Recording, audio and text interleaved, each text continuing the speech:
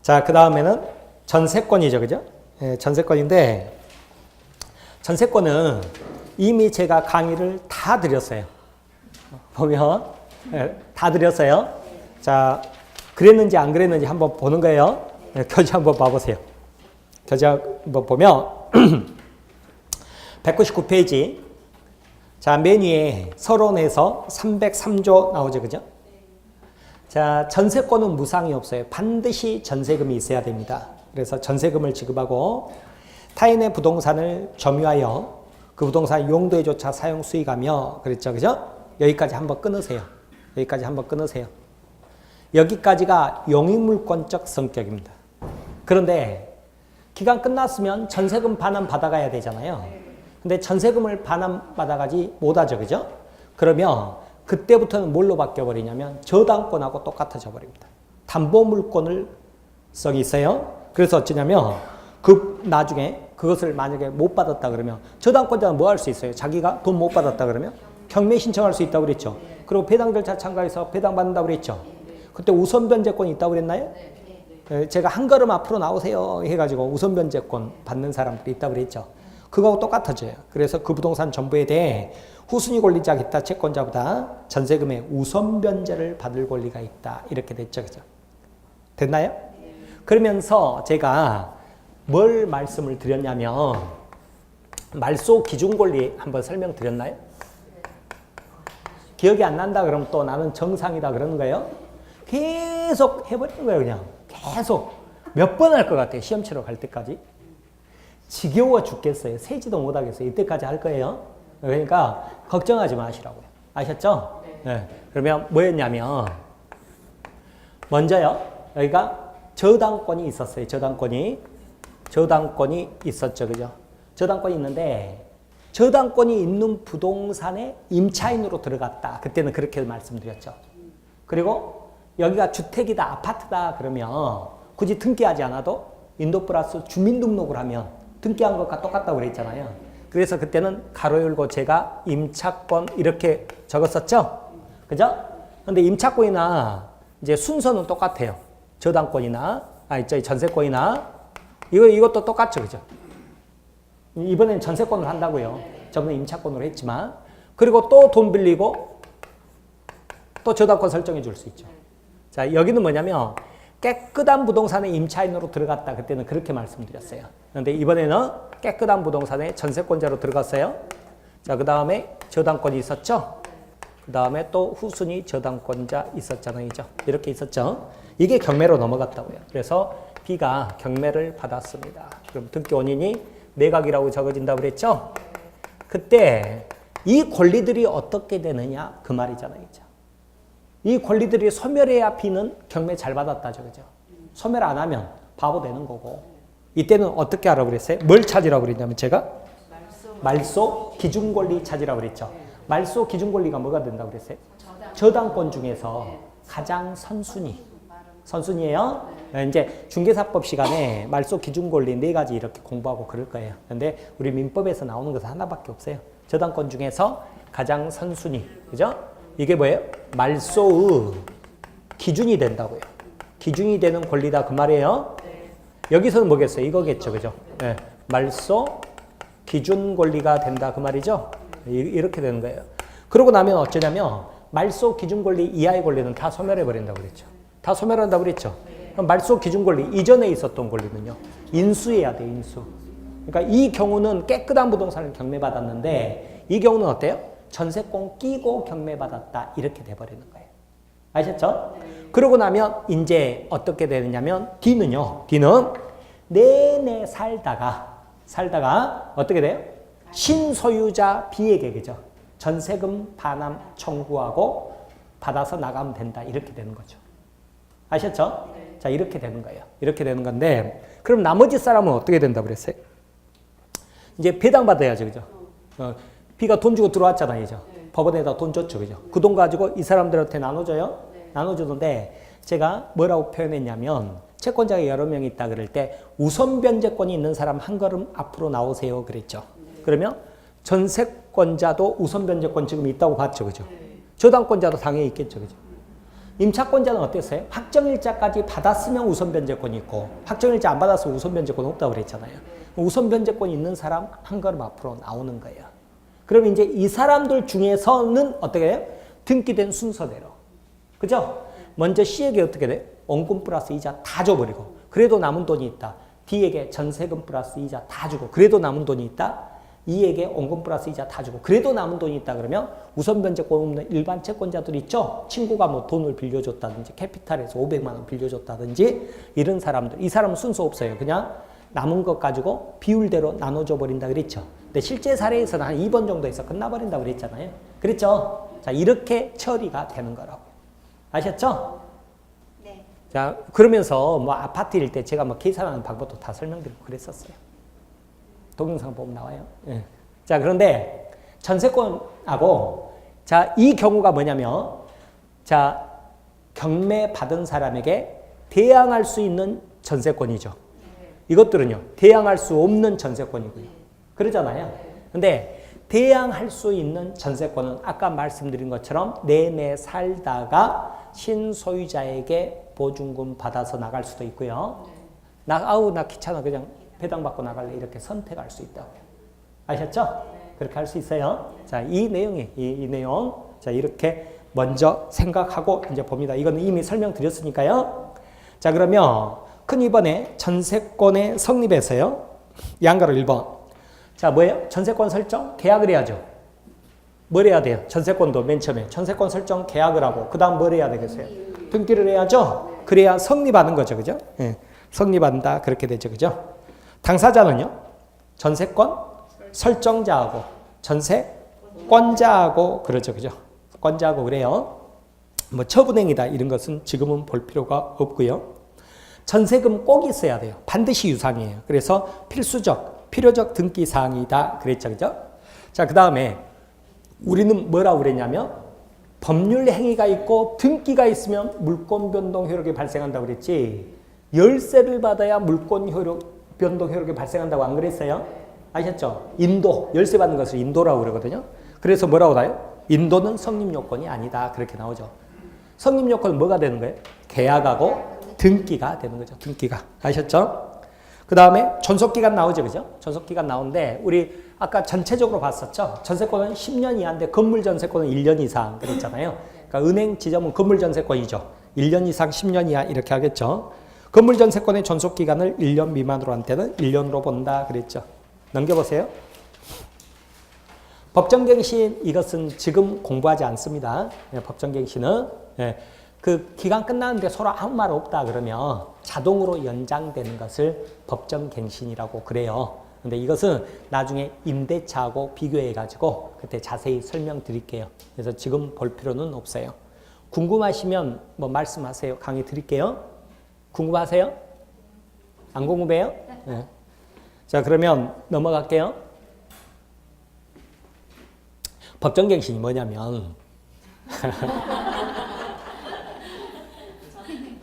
예를 들어서 주택임대차이죠. 주택임대 아파트. 네. 아파트인데 새 들어 산다 그러면 임대차죠. 임대차. 임대차죠. 그것도 민법상 임대차가 아니라 주택임대차 보호법이잖아요. 그러죠. 그런데 지금 같으면 전세금이 많이 오르는 상태잖아요. 그러면 임차인이 예를 들어서 2년 계약하고 들어왔는데 기간 끝나고 나가고 싶어요? 안 나가고 싶어요? 안 나가고 그 다음에 안 나가고 그 다음에 올리고 안 올리고 안 올리고 그대로 살고 싶잖아요. 그러죠? 이때는 방법이 뭐가 있냐면 집주인한테 전화가 왔다 그러면 안 받아야 돼요. 언제부터 언제까지 안 받아야 되느냐 그랬더니 기간 끝나기 역산에서 기간 끝나기 1개월에서 6개월 사이 이때 전화 오는 것은 안 받아야 되는 거예요. 왜냐하면 올려줘 그러면서 안 올릴 거면 나가 이럴 수 있잖아요. 그래서 그때는 전화 안 받고 막 어떻게 버티고 있어야 돼요. 이제 3주 남았는데 전화 왔어요. 받아도 돼요. 받았는데 세대 왜 그렇게 전화 통화가 안 돼? 그러면 뭐 죄송합니다. 그러면서 요즘 전세금이 많이 오르잖아. 그러면서 저기 뭐죠? 뭐 좀 미안하긴 한데 뭐 한 5천 올려주든지 안 그러면 뭐 나가고 내가 새로 받아야지 어떻게 그러잖아요. 그때는 여러분이 만약에 임차인이다 그러면 죄송한데 법정갱신이 됐기 때문에 그러니까 어때요? 올려달라고 하지 못합니다. 이럴 수 있는 거예요. 아셨죠? 법정갱신이 뭐라고요? 법으로 정해졌죠. 갱신한다고 약정하지 않아도 법으로 정해졌단 말이에요. 어떻게? 기간 끝나기 1개월에서 6개월 사이에 별말이 없으면 동일한 조건으로, 그러죠? 동일한 조건으로. 그런 다음에 주택임대차는 기간은 그냥 2년 이렇게 딱 못 박혀졌어요. 있으니까 그냥 자동으로 2년 연장돼 버린 거예요. 그러니까 올려달라고 못 하는 거예요. 아셨죠? 이게 뭐예요? 바로 법정갱신이죠. 법정갱신. 아셨죠? 네. 법정갱신 그럽니다. 2년. 그러면 법정갱신된 동안에는 또 어쩐 줄 아세요? 임차인은 또 자기 마음대로 나가겠다고 할 수 있어요. 법정갱신 기간 동안에. 그러니까 맨 처음에 2년 기간에는 2년 약정했으면 살아야 돼요. 그런데 다시 법정갱신 됐죠. 그럼 임대인은 나가라고 못 하는데 임차인은 언제든지 나가겠다고 할 수 있어요. 대신에 임대인한테 보증금 마련할 시간을 줘야죠. 3개월 시간 줘야 돼요. 지금. 아셨죠? 그렇게 가는 거예요. 근데 이게 전세권이 약간 다르고, 그죠? 기간 같은 게 약간 달라요. 그 다음에 민법상 임대차가 조금 다르고, 그 다음에 주택임대차 보호법이 조금 다르고, 그 다음에 상가임대차 보호법이 조금 달라요. 근데 내용은 원리는 똑같아요. 근데 이제 조금씩 다른 거 지금 공부할 필요 있다 없다? 없다 그 말이에요. 아셨죠? 그건 나중에 하자 그 말이에요. 그러니까 이런 것은 탈랑 이것만 백날 봐봤자 뭔 내용이 눈에 들어오겠어요. 안 들어오겠죠? 비교해서 봐야 되는 거. 비교해서 봐야 되니까 지금 여러분 11월 달에는 12월이 됐군요. 12월 달에는 개념 법정갱신이라는 게 그런 거구나. 이렇게 알고만 넘어가시라 그 말이에요. 아셨죠? 그러니까 자동으로 연장되는 거. 자동 연장되는 거. 이것을 법정갱신 혹은 묵시적 갱신 이렇게 표현을 합니다. 묵시적 갱신 그렇게 보는 거예요.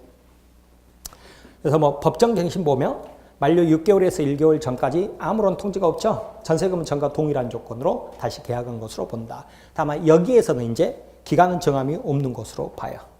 이렇게 그런 내용들이에요.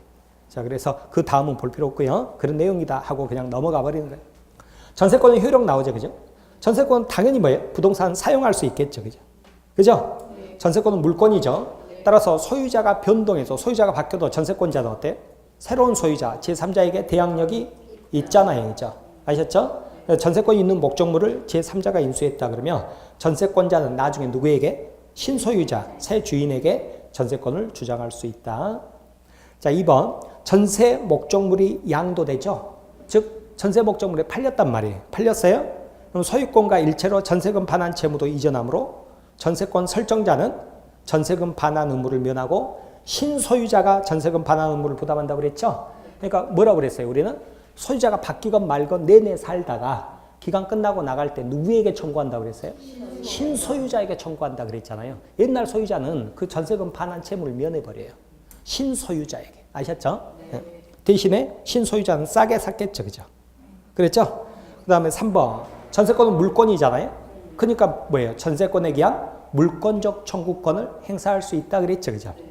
그 다음에 이제 2번. 전세금 증감 청구권. 이건 뭐냐면 꼭 전세권에만 있는 게 아니라 임대차에서도 나왔었어요. 임대차도 있고 뭐 지상권에도 있고 그런데 기간을 10년으로 정했더니 10년 동안에 경제 사정이 많이 바뀌었을 수 있잖아요.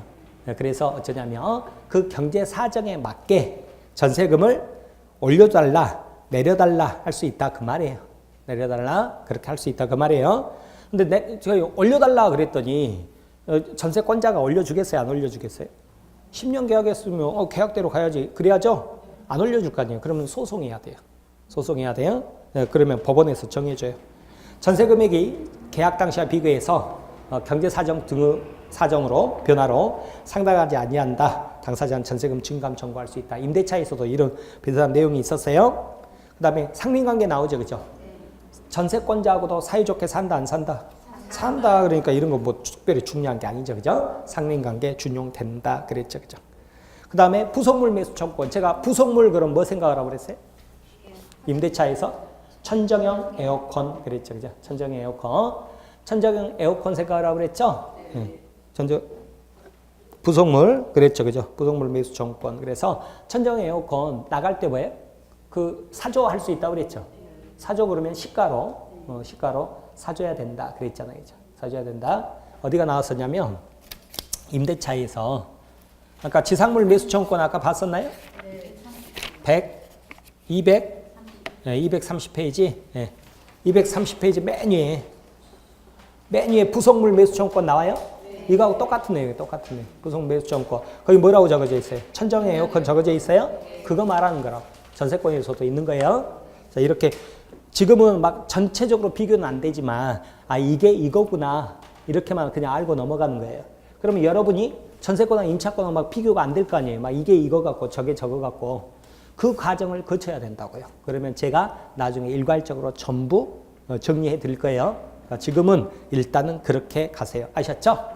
자, 그 다음에 임차인은 필요비 유익비 상환 청구권이 있다고 그랬죠. 그죠? 왜? 고쳐달라고 하니까 필요비도 청구할 수 있고 유익비 청구할 수 있다고 그랬죠. 근데 전세권은 뭐예요? 물권이니까 자기가 고치고 살아야죠. 그러니까 필요비 상환 청구권이 있어요? 없어요? 없는 거예요. 그리고 뭐만 있어요? 유익비 상환 청구권만 있다 그랬죠. 그죠? 아셨죠?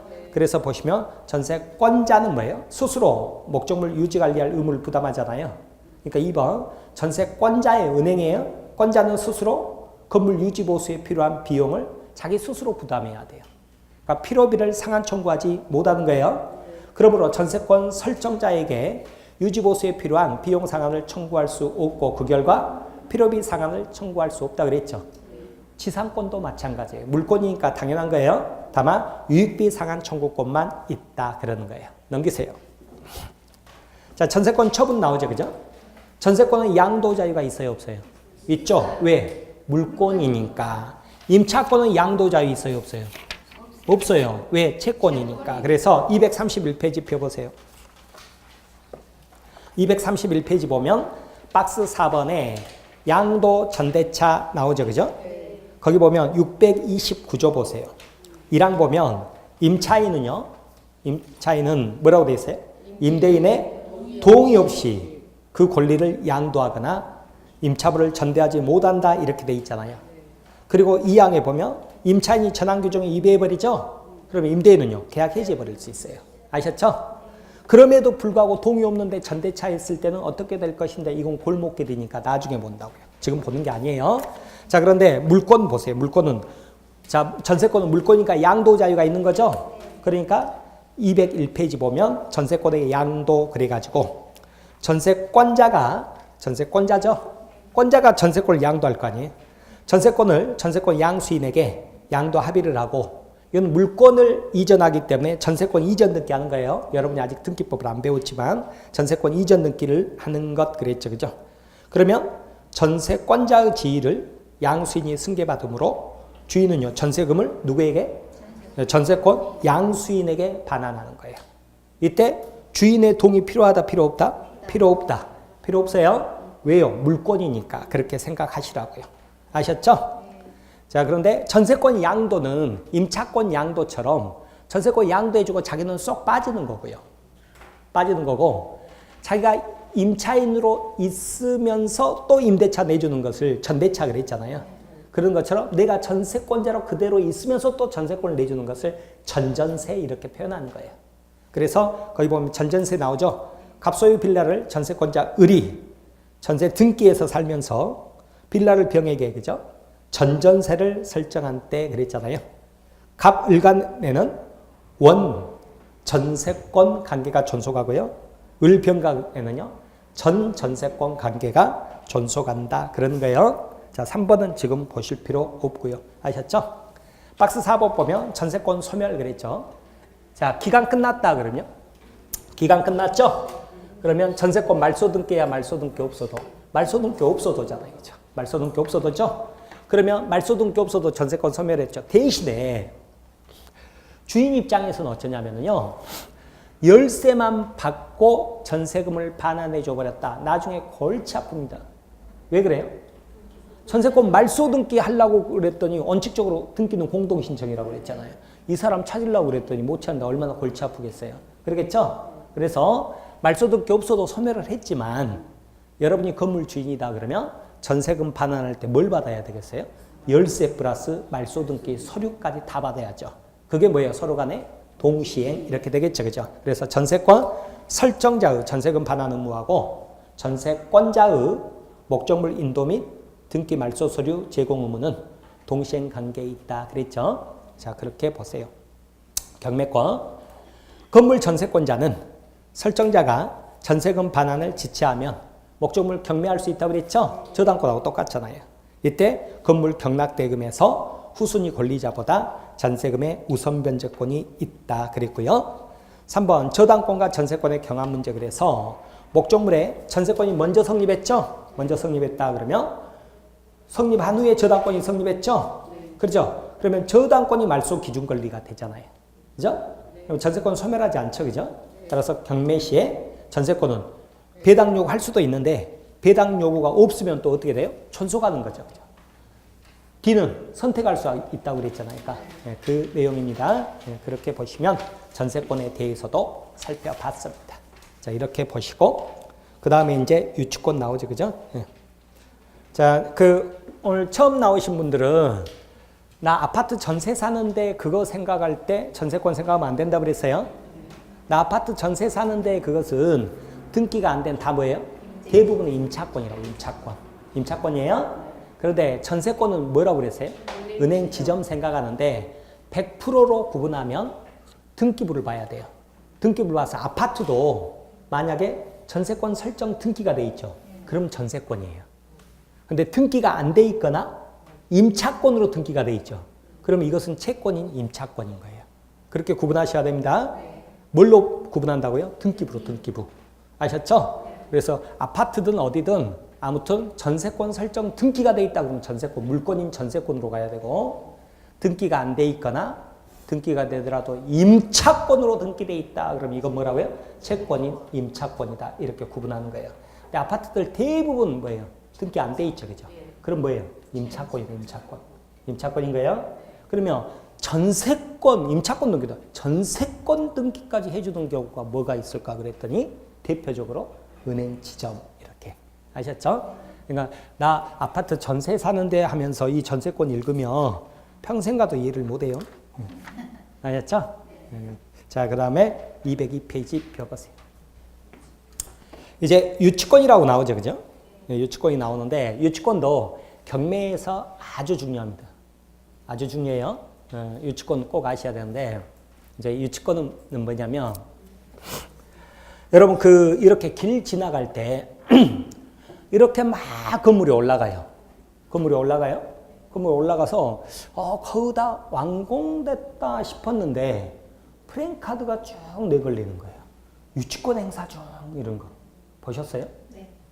안 보셨어요? 네. 분명히 봤을 건데 관심이 없기 때문에 그냥 지나갔을 거예요. 지나갔을 거예요. 관심 있는 것만 눈에 들어온다 그러니까 이게 바로 이제 유치권이에요. 유치권인데 누가 그렇게 해놨을까요? 그랬더니 거기 공사하시던 분이 공사대금 못 받았을 거 아니에요. 왜? 부도 났으니까. 거의 뭐 100% 건축주가 부도 났을 거예요. 그래서 공사대금을 못 받으니까 자기가 뭐 하고 있다는 거냐면 거기를 점유하고 있다는 거예요. 점유하고 있다는 거예요. 점유하고 있다고 하면서 유치권 행사 중이라고 프랜카드를 내걸었어요. 왜 굳이 프랜카드를 내걸었을까? 그랬더니 유치권은 등기할 수가 없는 권리예요. 등기를 못해요. 등기할 수 없는 권리라고 부동산 등기법에 돼 있어요. 그러면 언제 성립하는데요? 그랬더니 법에서 정한 대로 요건만 갖추면 바로 유치권이 성립한다. 그렇게 돼 있거든요. 자, 그러면 먼저 유치권이라고 그랬는데 유치권이 뭐냐? 뭐 사람이 유치하다 그 뜻이 아니에요. 유치는 무슨 뜻이냐면 점유 플러스 점유. 사실상 지배를 우리 저번 주에 공부했잖아요. 점유. 사실상 지배를 점유라고 그랬죠. 그죠? 점유 플러스 인도 거절이에요. 인도를 거절할 수 있는 권리예요. 뭔가를 청구할 수 있는 권리는 아니에요. 청구할 수 있는 권리는 아니니까 자기가 공사대금 못 받았다고 자기가 배당 절차 참가해가지고 우선 변제 받고 그러지를 못해요. 우선 변제권이 없다고요. 그런데 어떻게 하는 거예요? 그냥 계속 점유하는 거예요. 점유해가지고 그게 경매로 만약에 넘어가죠. 그죠? 그러면 경매받은 사람이 있을 거 아니에요. 그 사람이 왔을 때 뭐 할 수 있어요? 인도를 거절해버리는 거예요. 그 사람한테 청구는 못해요.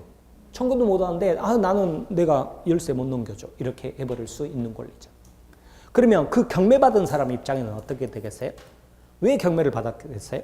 이 건물을 그죠? 자기가 사용하든지 분양을 하든지 임대를 하든지 그러려고 했을 거 아니에요. 그러려고 그러면 인도를 받아야 될 거 아니에요. 근데 이 사람이 인도 거절권이 있대요. 내가 뭐예요? 내 건데 내가 들어가지를 못해. 거기에 건물에 내 건데 내가 들어가지를 못해. 왜? 유치권이 있으니까. 그죠? 그러면 할 수 없이 어떻게 해야 되겠어요? 이 사람하고 만나서 협상을 해야죠. 그죠? 공사대금 줘야죠. 그죠? 줘야 열쇠 받을 거 아니에요. 그래서 어때요? 실질적으로는 말로는 굉장히 소극적이죠. 청구하지는 못하고 인도를 거절할 수 있을 뿐이다. 이러잖아요. 근데 실질적으로는 엄청나게 센 거예요. 말소 기준 권리 이안이 많이 해가지고 뭐 소멸한다 이런 거 없어요. 경매로 넘어가도요. 이거는 그냥 소멸 안 해요. 그냥 안 하고 있어버려요.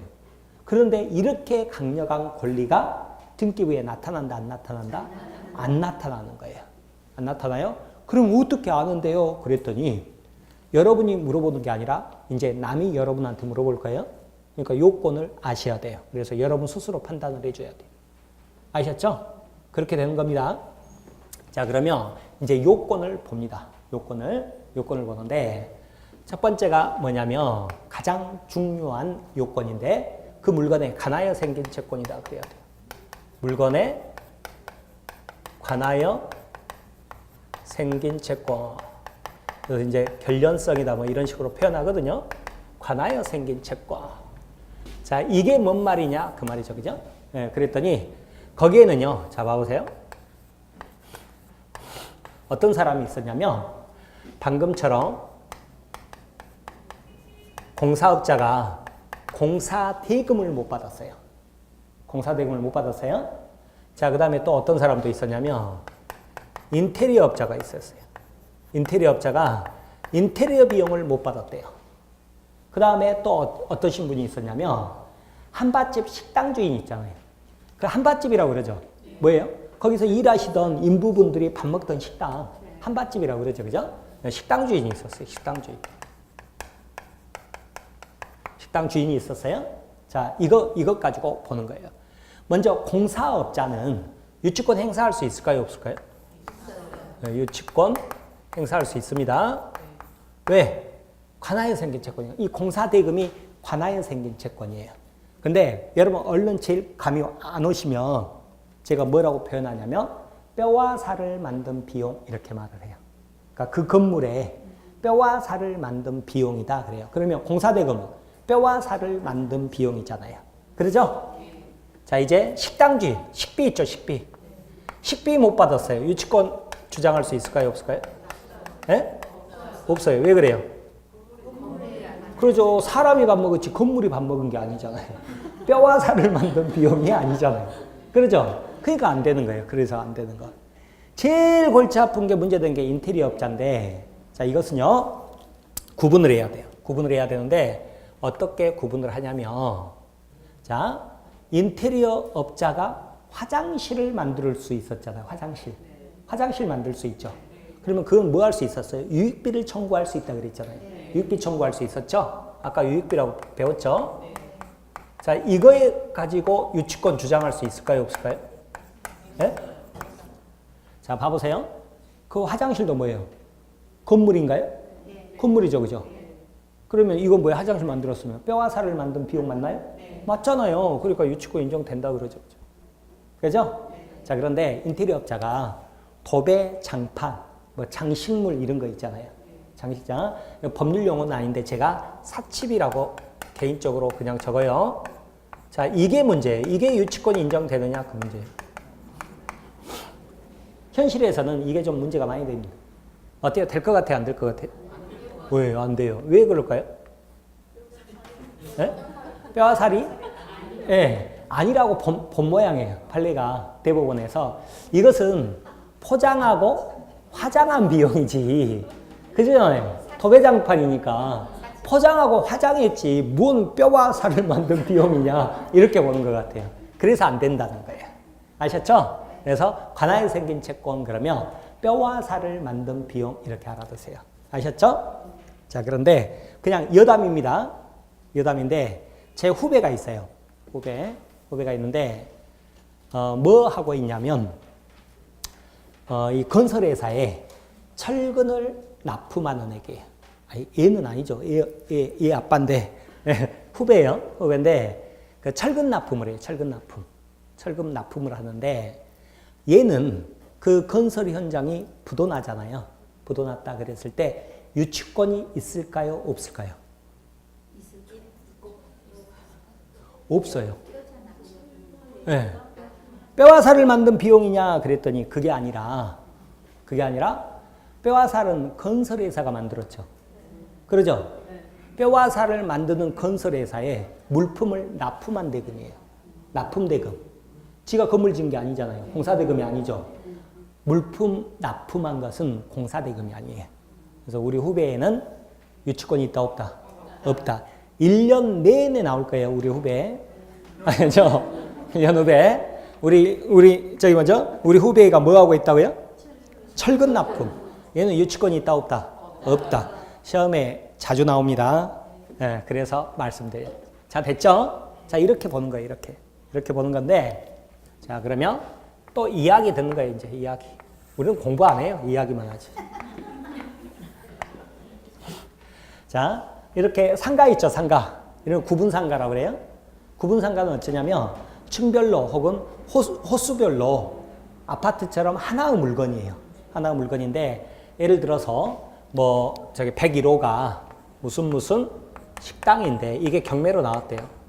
경매로 나왔어요. 그래서 이제 여기 소유자가 채무자죠. 그죠? 채무자가 갑인데 자, 은행에 돈을 못 갚아가지고 이게 이제 저당권 설정돼 있다가 경매로 나왔어요. 그러면 여러분이 경매로 이제 낙찰을 받았어요? 낙찰을 받았다고 생각해 보세요. 여러분 언제 소유권 취득한다고 그랬어요? 예, 매각되고 완납시, 경락되고 완납시라고 그랬죠? 경매는 등기했을 때가 아니라고요. 매각되고 완납시 소유권 취득해버려요? 아셨죠? 그러면 등기는 누가 해준다고 그랬어요? 여러분이 등기하러 가요, 안 가요? 안 간다고 그랬죠? 여러분 매각되고 완납하고 그 영수증 법원에 내면 법원에서 알아서 우편으로 촉탁 등기라고 그래요? 예, 등기소에 여러분 앞으로 등기를 해주라고 그러는데 등기되고 가는 게 아니라 매각되고 완납했으면 바로 소유자잖아요. 그럼 바로 뭐하러 가야 돼요? 열쇠 받으러 가야죠. 그래야 되겠죠. 그죠? 열쇠 받으러 가는 거예요. 아셨죠? 자, 열쇠 받으러 갔더니 이제 문이 잠겨져 있어요. 문이 잠겨져 있어요. 그리고 여기가 뭐라고 적어져 있냐면 관리비 내라. 관리비 연체 1억. 막 5억, 6억 막 마음대로 막 적어놓기도 해요. 그러면서 관리사무소에서 문을 잠궈 놓고 있는 거예요. 문 잠궈 놓고 있고 이거 안 내면 문 안 열어줘 이렇게 해놨어요. 그러고 나서 이제 옆에 보니까 뭐라고 또 붙여놨냐면 유치권 이렇게 해놨어요. 유치권인데 뭔지 모르죠. 그냥 유치권 이렇게 해놨어요. 유치권 해놓고 자기 전화번호 적어놔요. 전화번호. 제발 좀 자기 좀 알아주라고. 에이. 근데 금액이나 이런 건 안 적어 놓거든요. 근데 이제 예를 들어서 공사대금이라고 해보죠. 공사대금 뭐 5천만 원 이렇게. 자, 이것 때문에 유치권 주장하고 있다고 생각해 보세요. 자, 이제 여러분이 어떻게 문제를 풀어야 되느냐 그 문제죠. 그죠? 어떻게 풀어야 되느냐 그랬더니 먼저요. 관리비는 어떻게 되느냐 다 줄 필요 없어요. 다 줄 필요 없어요. 나중에 우리 집합건물법에서 공부를 하게 되는데 관리비는 어떻게 되냐면 우리 그 전유 부분, 공용 부분 말씀드렸나요? 전유 부분이 뭐라고 그랬어요? 문 열고 들어가면 예, 나만 쓰는 거, 우리 식구끼리만 쓰는 공간 이게 전유 부분이잖아요. 그죠? 아파트 33평이라고 돼 있지만 전유 부분은 85제곱미터 이렇게 돼 있죠. 25.7배 이게 전유 부분이에요. 공용 부분이요. 복도 계단 엘리베이터 이거잖아요. 그렇죠? 그러면 전유 부분은요. 승계를 하지 않습니다. 관리비 밀린 게 있어도 승계를 하지 않는다고요. 어디만 승계하냐면 공용 부분만 승계를 합니다. 공용 부분만 승계합니다. 그러니까 관리사무소 찾아가가지고 이거 구분해라. 구분해서 공용 부분은 얼마냐. 이게 연체료 있죠. 또 연체료 달라고 하거든요. 연체료는 승계하지 않습니다. 연체료는 승계하지 않아요. 그렇게 해서 이 부분만 주면 됩니다. 근데 관리사무소에서는 왜 이렇게 막 다 적어놔 버렸을까요? 관리사무소가 이 판례를 모를 것 같아요? 다 알겠죠, 그죠? 근데 왜 이렇게 막 적어 놓을까요? 바보 한 명 걸려라, 그거예요. 바보 한 명 걸려서 다 받으면 좋고, 뭐 아니면 할 수 없지, 뭐 이런 식인 거예요. 그러니까 가셔서, 이거 빨리 보여줘. 선수끼리 왜 이래. 이렇게 해가지고 해결을 해야 돼요. 그렇게 해서 어떻게 하냐면 여러분이 미리 다 사진을 찍어놔요. 사진 찍어놓고, 요즘 뭐 동영상 찍기도 쉽잖아요. 그렇게 해서 이제 여러분이 어떻게 하는 거예요? 뭐 안에도 문 열고 다 사진 찍어놓고 여러분이 딱 열쇠를 잠궈놔야죠. 그죠? 잠궈놨죠? 그러고 났더니 이제 A가 득달같이 달려오는 거예요. 달려와서 나 유치권 이러는 거예요. 유치권 인정될까요? 안 될까요? 말하는 폼이? 안 돼. 안 돼. 안 돼. 왜 안 되냐 그랬더니 점유를 해야 돼요. 점유를 해야 됩니다. 그런데 A는 점유를 했어요, 안 했어요? 누가 점유하고 있었어요? 관리사무소에서 점유하고 있었죠. 공사대금이면 유치권 된다고 그랬죠. 하지만 점유를 하지 않기 때문에 유치권 안 됩니다. 아셨죠? 그런데 자, 이때 점유라는 것은 직접 점유도 되고 간접 점유도 됩니다. 우리 저번 주에 간접 점유 공부했죠? 그죠? 간접 점유도 점유하고 아무 차이 없다고 그랬잖아요. 그래서 간접 점유로도 유치권이 인정됩니다. 아셨죠? 자, 그랬더니 안 돼 그랬더니 A가요 열받았겠죠. 열받아가지고 이렇게 문이 잠궈져 있는데 열쇠 하신 분하고 와가지고 자기가 이거 다 뜯어버리고요. 안에다가 집 넣어놓고 자기가 점유해버렸어요. 이제 유치권 인정될까요? 안 될까요? 네? 물어보는 폼이? 안 됩니다. 왜 그러느냐? 아무리 점유라도 불법 점유면 안 됩니다. 불법 점유는 안 됩니다. 아셨죠? 그래서 불법 점유라는 것을 증명하기 위해서 어쩌라고요? 아까 사진, 동영상 다 찍어 놓으라는 거예요. 아셨죠? 이런 거 모르면 어쩌냐면, 내가 오피스 때 분양받았거든요? 분양받았는데, 거기 그 건설사에서 부도나 버렸어요. 그러니까 공사업자들이 어때요? 공사업자들이 유치권 주장하고 싶겠죠? 그랬을 때 어떻게 돼요? 내가 유치권 안 당하려면 누가 먼저 뛰어가느냐 이 문제예요. 누가 먼저 뛰어가느냐. 내가 먼저 뛰어가가지고 열쇠를 잠궈놨다. 그러면 어때요? 내 집은 다행히 유치권 안 당하는 거예요. 그런데 늦게 갔더니 그 사람들이 먼저 다 점유하고 있다. 그러면 어떻게 돼요? 유치권 인정되고 있다니까요. 아셨죠? 그렇게 되는 거예요. 아셨죠? 그렇게 되는 거죠. 그런데 내가 점유를 해놨더니 뭐 열쇠 뜯어놓고요. 뜯어놓고 자기들이 또 뭐예요? 내가 이제 분양받은 것이니까 아직 짐 안 넣어놨을 거 아니에요. 그랬더니 열쇠 뜯어가지고 자기들이 열쇠 잠그고요. 그리고 이제 앞에가 다 깍두기들이 한 명씩 이렇게 서 있는 거죠. 그죠? 아니, 실제로 이래요. 그렇게 돼요. 유치권 성립해야 안 돼요. 근데 안 되는지는 하나님만 알아요. 모르잖아요, 지금. 그러죠? 그러니까 뭘 해놨어야 돼요? 사진 다 찍어놔야 되고, 뭐 해야 된다니까요. 아셨죠? 경찰 부르죠? 그럼 왔다가 그냥 가버립니다. 왜냐면 이쪽에서 유치권인데요? 그러면 경찰이 유치권이 뭔지 잘 몰라요. 그러니까 헷갈리니까, 그러면 두 분이서 해결하세요. 가버려요. 그러니까 결국은 소송해야 되는 거예요. 아셨죠? 그래서 이제 점유 문제가 아주 중요한 거예요. 점유 문제가. 이렇습니다. 아셨죠? 자, 그런데 이번에는 이제 공실이 아니에요. 공실이 아니라 가서 보니까 누가 영업을 하고 있어요. 영업을 하고 있다 그러면 누구세요? 확인을 했었어야 됐어요.